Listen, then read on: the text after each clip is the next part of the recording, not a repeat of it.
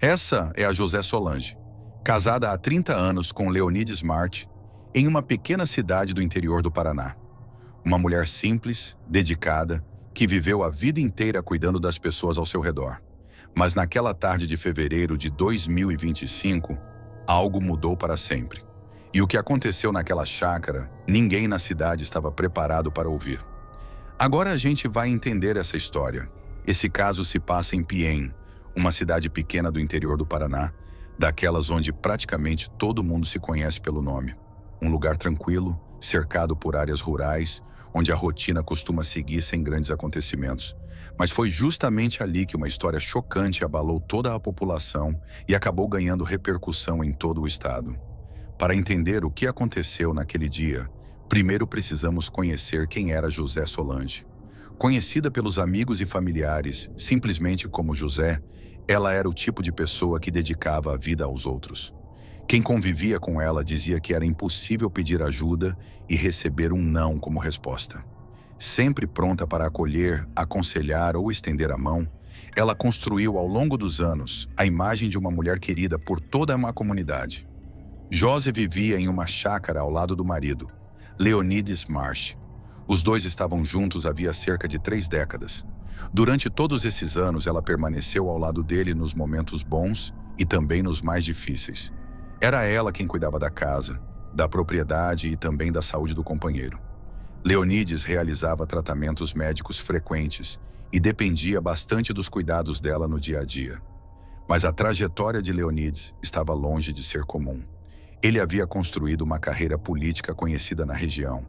Participou de eleições, ocupou cargos públicos e chegou a exercer funções importantes dentro da Câmara Municipal.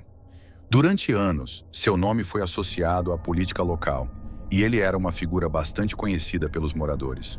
Só que anos antes do crime que vitimou José, Leonides já havia se envolvido em uma enorme polêmica.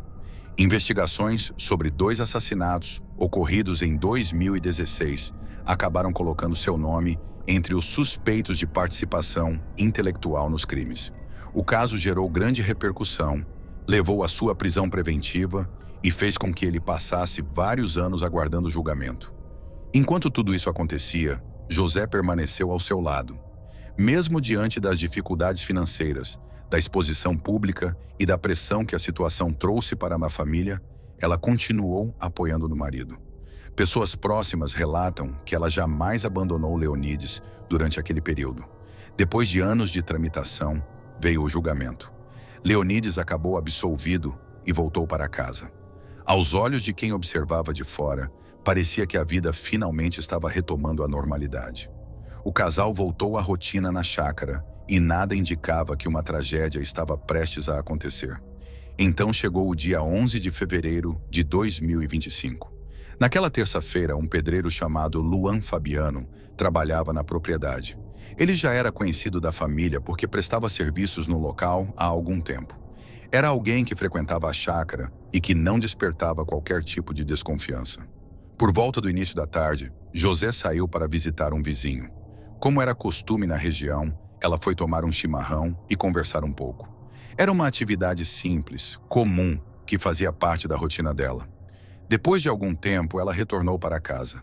Minutos mais tarde, moradores da região começaram a ouvir barulhos estranhos vindos da propriedade.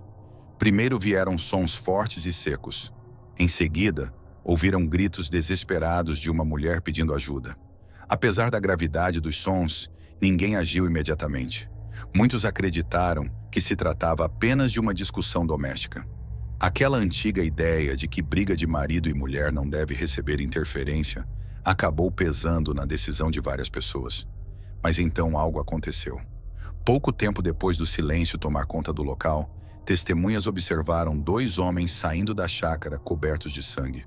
Foi nesse momento que os moradores perceberam que aquilo era muito mais grave do que imaginavam e decidiram chamar a polícia. Quando as equipes chegaram ao endereço, encontraram uma cena que chocou até mesmo os agentes mais experientes. Dentro da residência estava José Solange, já sem vida. Os primeiros levantamentos apontaram que ela havia sido atacada de forma extremamente violenta. Segundo a investigação, a vítima foi surpreendida dentro da própria casa e sofreu diversos golpes. As marcas encontradas na cena mostravam que ela tentou reagir e lutar pela própria vida, mas não conseguiu escapar. Havia sinais de violência espalhados pelo ambiente, indicando que os últimos momentos de Josie foram marcados por desespero e resistência. A brutalidade do crime ficou ainda mais evidente durante a perícia. Os investigadores concluíram que a vítima foi atacada de maneira repetida, sem qualquer chance real de defesa. A casa, que durante décadas foi o lugar onde ela construiu sua vida ao lado do marido, havia se transformado em uma verdadeira cena de horror. Enquanto os peritos trabalhavam no local, os policiais começaram a perceber que aquela não era uma ocorrência comum. Havia indícios de tentativa de ocultação de provas e elementos que apontavam para a participação de mais de uma pessoa. A partir daquele momento, a investigação passou a seguir um caminho completamente diferente daquele apresentado inicialmente pelos suspeitos. Enquanto a movimentação policial acontecia, outro fato chamou a atenção dos investigadores. Pouco depois do horário estimado para o crime, Leonides apareceu na Câmara Municipal demonstrando nervosismo. Segundo relatos, ele comentou com algumas pessoas que sua esposa havia ficado sozinha na propriedade, junto com um pedreiro. A observação pareceu estranha. Mais tarde, quando retornou à chácara e encontrou a polícia no local, Leonides fez uma afirmação ainda mais curiosa. Ao conversar com familiares da vítima, declarou que o responsável pelo crime era justamente o pedreiro. O problema é que, naquele momento, oficialmente ninguém sabia o que havia acontecido. Os investigadores começaram então a analisar imagens de câmeras de segurança. E foi aí que a situação mudou completamente. As gravações mostraram que Leonides ainda estava na propriedade em um horário muito próximo ao crime. Além disso, aparecia saindo da área visivelmente alterado e carregando um tecido nas mãos. A versão apresentada por ele começou a ruir rapidamente. No dia seguinte, Leonides foi preso.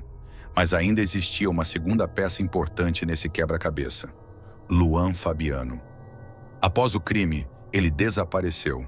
A polícia iniciou buscas e divulgou informações para tentar localizá-lo.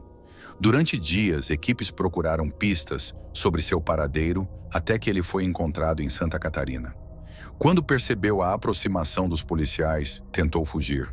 Houve perseguição, mas acabou sendo capturado e levado para prestar depoimento.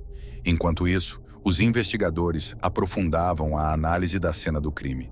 Uma testemunha relatou ter visto Leonides e Luan lavando roupas manchadas de sangue em um tanque existente na propriedade. Também informou que um objeto havia sido lançado na água. Com base nesse relato, a polícia decidiu esvaziar completamente o local. O resultado foi impressionante. Dentro do tanque foram encontrados objetos considerados fundamentais para a investigação. Entre eles, uma marreta apontada como possível instrumento utilizado no crime e equipamentos que poderiam conter registros importantes dos acontecimentos daquele dia. As evidências continuavam se acumulando. Durante as investigações, surgiu ainda um áudio enviado por Luan para Leonides. Na gravação, ele tentava assumir sozinho a responsabilidade pelo ocorrido e apresentava uma versão que colocava toda a situação como resultado de uma discussão repentina. Só que os investigadores desconfiaram imediatamente. Para a polícia, a gravação parecia uma tentativa de afastar Leonides do caso. Com o avanço das apurações, os dois permaneceram presos e foram denunciados pelo Ministério Público. Meses depois, chegou o momento do julgamento. O caso mobilizou moradores da cidade, familiares da vítima e pessoas de diversas regiões do Paraná.